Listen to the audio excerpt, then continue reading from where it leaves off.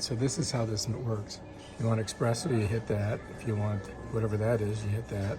So you just choose. I'm gonna get an Americano.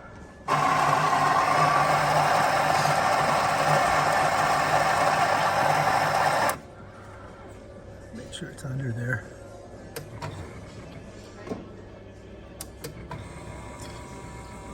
There it goes.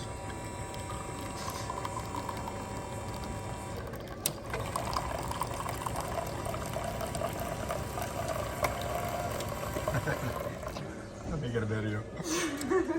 All right, so now I want to put oat milk in it. So what I got to do is click this. Brings me over here. Now I can get frothy or regular. I'm going to go frothy.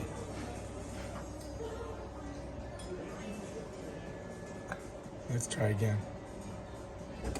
There we go. When that comes up, you know it's doing it. There it goes. Hopefully it just fills it up to the top of the cup. And I do believe now, so I've got hot oat milk and hot coffee. Not bad, huh? I better go back, these people get freaked out. All right, let's grab the coffee. We're over here. Grab a spoon. And we're ready to go. Bam, done.